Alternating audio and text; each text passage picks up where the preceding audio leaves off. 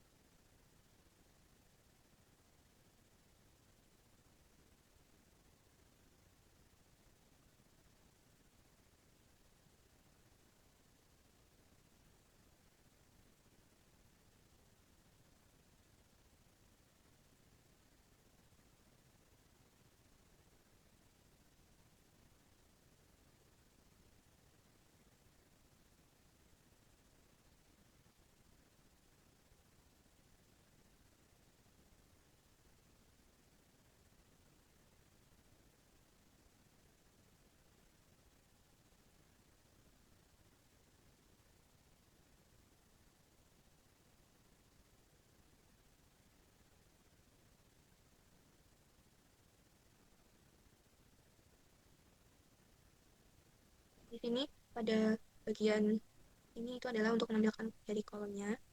Lalu di sini saya akan menuliskan untuk scatter plot, menampilkan plotnya. Saya tuliskan terlebih dahulu.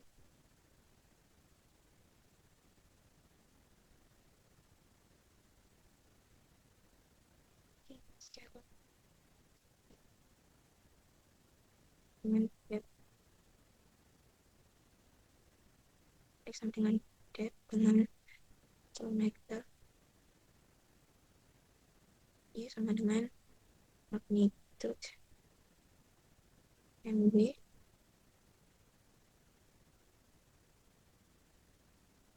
PDF oke, scatter X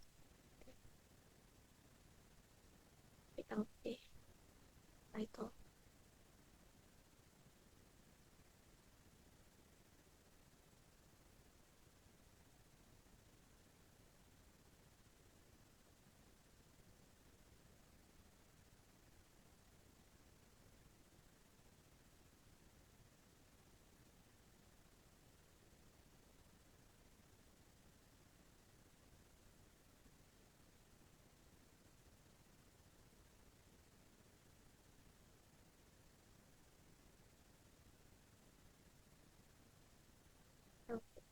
X PLP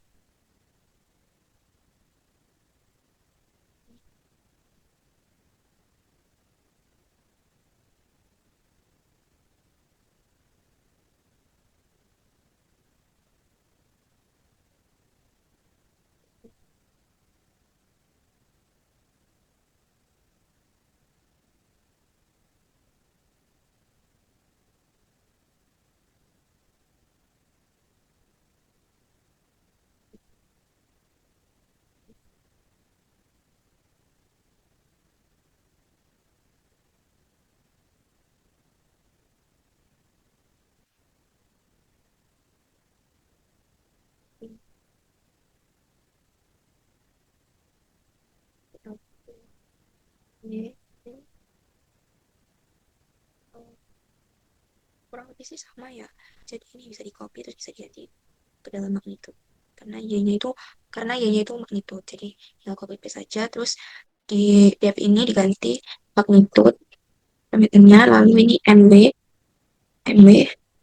ini means n-nya ini kurang minnya saat itu diganti menyesuaikan tempat df, nya ini diganti juga magnitude itu, ini diganti ke MW juga. Nah, ini max-nya plus 1, gempa DF magnitud MW min 1, gempa DF magnitud MW max plus 1. Lalu kemudian PLT grid. Nah, ini melanjutkan saja. Lalu di sini ada PLT show. Nah, sudah. Nah, pada scatter plot ini digunakan untuk membuat scatter plot untuk melihat hubungan antara kedalaman dan magnitud. Nah, di sini menambahkan untuk judul sumbu X dan sumbu Y sesuai dengan parameter, dengan sumbu X itu merupakan depth dan sumbu Y itu merupakan magnitud. Kemudian mengatur batas dari sumbu X dan Y dengan margin tertentu atau margin tambahan. Kemudian di sini terdapat untuk menggambarkan gridnya di dalam output nanti.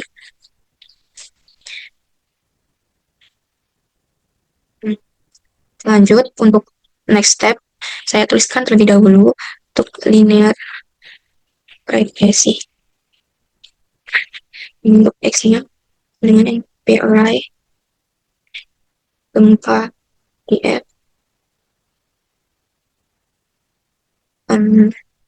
ini depth kilometer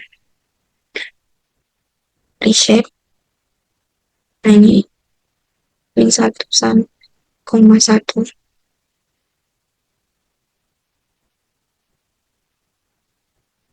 ada Y sama, jadi bisa di copy paste saja, nanti bisa disesuaikan juga sama kayak yang atas NPRI gempa. Nah, ini karena sumbu Y jadi diganti parameternya magnitud. Ini diganti ke MW. Sorry. Nah, seperti ini. Ini ada typo juga, jadi diperbaiki.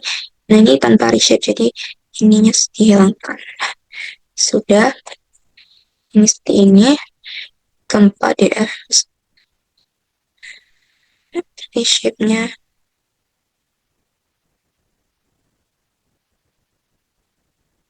Nah, pada linear regression ini bertujuan untuk menampilkan regresi linearnya. Jadi garisnya itu bisa ditampilkan di dalam plot.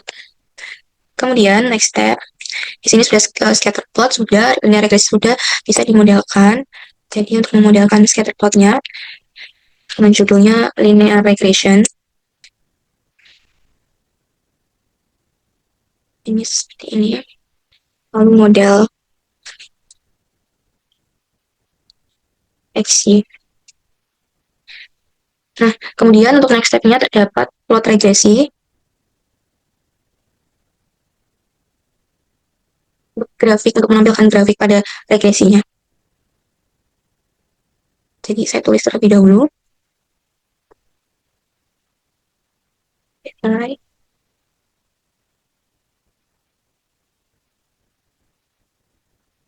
X-min, X-max.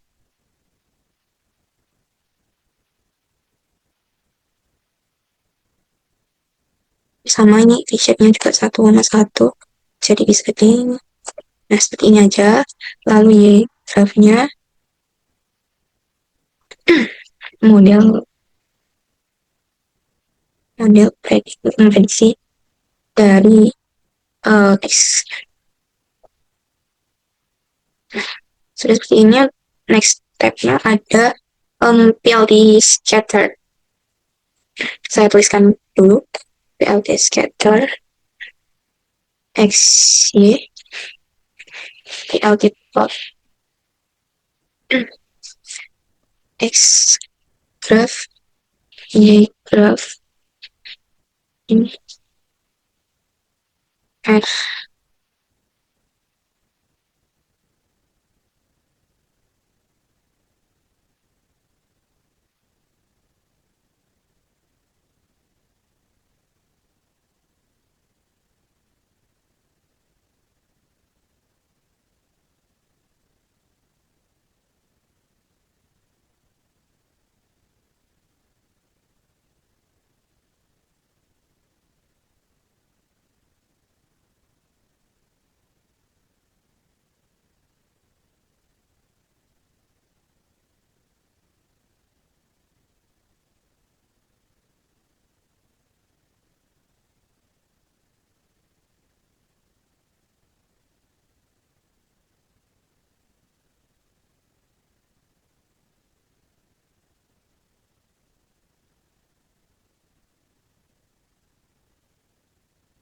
Nah, ini udah saya tuliskan untuk next step-nya. Kemudian ada lagi yaitu untuk menampilkan dari hasil regresinya. Di sini bisa dituliskan judulnya terlebih dahulu untuk hasil regresi.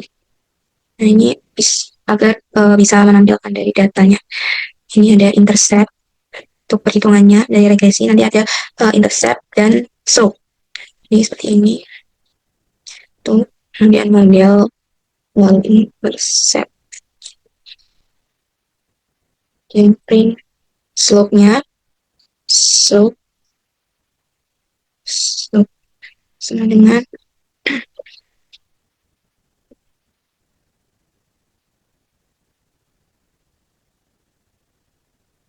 Nah, kemudian setelah untuk menampilkan intercept dan slope, ini untuk prediksi magnitude dan kedalaman tertentu.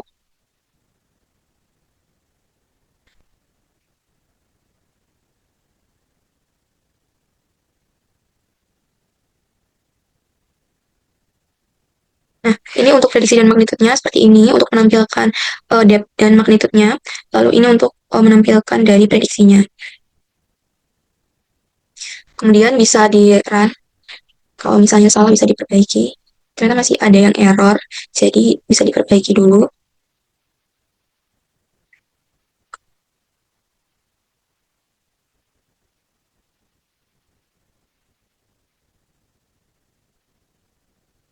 Nah, ini sudah diperbaiki dan apakah bisa untuk di-run. Nah, ternyata setelah di-run terdapat hasil dari scriptnya itu seperti ini. Terdapat output magnitude versus depth gempa Palu, dan ini untuk persebaran data dari 500, kurang lebih 500 data dengan dari minimum rentang depth itu 3,5 sampai 6,57 sekian. Nah, ini untuk kedalamannya dari 0 sampai 80. Lalu di sini untuk regresi linearnya dari depth dengan magnitude gempa Palu ini seperti ini. Depth-nya itu menurun ke bawah, dengan slope menurun ke bawah. Nah, ini untuk nilai dari intercept-nya 4, sekian, dan slope-nya ini negatif karena dia turun ke bawah. Nah, untuk penjelasan lebih lanjut akan saya jelaskan melalui PPT.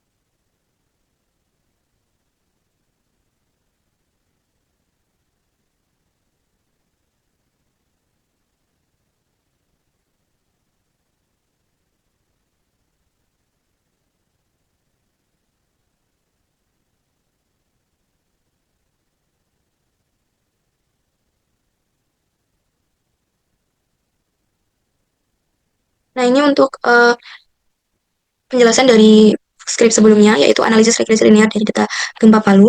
Di sini saya akan menjelaskan sesuai dengan outputnya. Nah, yang pertama adalah dari regresi linear itu sendiri. Nah, regresi linear ini merupakan metode statistik untuk memodelkan hubungan antara dua atau lebih variabel dengan persamaan garis lurus. Jadi, regresi linear itu umumnya itu berbentuk garis lurus. Namun, itu biasanya dari atas ke bawah atau dari bawah ke atas. Karena kalau misalnya nanti lurus seperti ini, itu termasuk konstan. Jadi, bukan dikatakan regresi linear. Dan ada kalanya itu bentuk dari regresi suatu data itu ada yang miring tapi dia tuh berbengkok, itu juga bukan dinamakan dengan regresi linear, namun bisa dikatakan dengan regresi polinomial. Nah, pada regresi linear ini uh, untuk memodelkan hubungan linear antara variabel dari persamaan dengan output depth dengan kilometer dan magnitude pada gempa Palu. Nah, di sini untuk analisis dari data ini itu menggunakan data gempa Palu dari rentang 15 tahun terakhir, dari rentang magnitude 2,5 sampai 10 dan rentang kedalamannya 0 sampai 80. Nah, terdapat persamaan-persamaan juga pada regresi linear, yaitu agar membentuk garis lurus itu persamaannya itu Y sama dengan beta 0 ditambah beta 1X dan dikali E. Nah, di sini magnitudenya itu merupakan variabel yang diprediksi, sedangkan kedalaman adalah variabel penentu. Nah, fungsi utama dari regresi linear ini untuk memprediksi magnitud dan menganalisis tren hubungan dan yang mendukung keputusan, meskipun nanti berbeda dengan asumsi dari linear lain. Nah, kemudian di sini outputnya itu seperti ini. Nah, untuk hasil dan pembahasannya di sini terdapat output dari persebaran antara data magnitude versus depth dari gempa Palu. Di sini ada parameternya, yang Y ini adalah magnitude dan yang X ini merupakan depth. Nah, ini merupakan persebaran dari 500 data yang selama kurun 15 tahun terakhir ini persebarannya seperti ini. Dimulai dari gempa Palu itu dimulai dari 3,5 sampai 6,5, hampir ke 7 untuk magnitudenya. Dengan kedalaman itu saya rangekan itu di kedalaman maksimalnya 80, 100. Tapi 100-nya tidak terbaca karena memang tidak ada data yang sesuai. Jadi pada hasil akhirnya itu seperti ini. Ini tersebar dan dari sumbu X-nya itu depth kedalaman ini, rentangnya 0 sampai 85 yang terbaca. Dan di sini terlihat ada konsentrasi data yang cukup rapat di sini. Nah, itu terjadi di sekitar 10. Jadi ini menunjukkan bahwa gempa Palu terjadi di zona dangkal karena dalam kedalamannya itu hanya 10. Lalu untuk sumbu Z-nya yaitu magnitude itu berkisar antara 3,5 sampai 7,5. Karena dan gempa yang terbesar itu terdapat pada data dan plotnya itu 4 sampai 5. Nah, sedangkan gempa yang lebih dari 6 itu relatif sedikit karena ini cuma tersebarnya hanya beberapa saja. Kemudian, nah di sini terdapat hasil dari regresi linear antara depth dan magnitude. Nah, pada regresi linear ini didapatkan grafik yang menurun. Nah, itu disebabkan karena adanya slope negatif. Nah, di sini bisa dilihat untuk interceptnya ini 4,6 sekian dan lalu slope-nya ini untuk kemiringannya itu negatif. Nah, negatif di sini menyebabkan bentuk regresi linear itu menurun karena memang persebaran datanya itu seperti itu. Semakin tinggi dari magnitude itu kedalamannya itu semakin tinggi juga. Nah, ini untuk outputnya regresi linearnya ini seperti ini dan titik data ini biru merupakan variasi garis dan merah ini merupakan regresi linearnya. Jadi pada gambar itu terdapat garis turun dari kanan ke kiri yang menandakan hubungan negatif karena tadinya sudah saya jelaskan slope-nya itu negatif. Jadi slope negatif tersebut terjadi karena setiap 1 kilometer. Nah, setiap 1 kilometer ini depth-nya itu naik. Depth-nya itu naik dan magnitudenya itu turun. Jadi semakin bertambahnya depth, semakin dalamnya depth itu magnitudenya itu turun 0,05. Jadi otomatis garisnya itu trennya ini turun ke kanan. Nah, pada hasil dari regresi linear yang menurun ini, yang disebabkan oleh slope negatif ini tuh merupakan hubungan yang masuk akal dalam konteks gempa, terutama di dalam wilayah tektonik aktif seperti Palu, yaitu gempa dangkal ini terjadi pada kedalaman rendah biasanya di bawah 20 km dan terjadi pada suatu lapisan yang kaku, yang termasuk brittle dan memungkinkan akumulasi tekanan besar yang melepaskan energi. Jadi sehingga menghasilkan magnitudo tinggi dan pada kedalaman 10 sampai 20. Jadi semakin tinggi magnitudenya itu kedalamannya itu semakin rendah. Seperti itu dan sebaliknya tentunya. Dan ini polanya tercermin di sini, terdapat regresi linearnya seperti ini. Nah, untuk kesimpulannya, berdasarkan output regresi linear depth versus magnitude gempa Palu, model ini menunjukkan hubungan sederhana magnitude ini cenderung turun seiring bertambahnya kedalaman. Jadi seperti yang sudah saya bilang tadi, semakin semakin magnitudenya rendah itu kedalamannya itu semakin bertambah. Begitupun sebaliknya. Ini terdapat prediksi-prediksinya itu seperti ini. Nah, sekian presentasi dan analisis dari saya. Apabila ada kurang dan lebihnya, saya mohon maaf. Wassalamualaikum warahmatullahi wabarakatuh.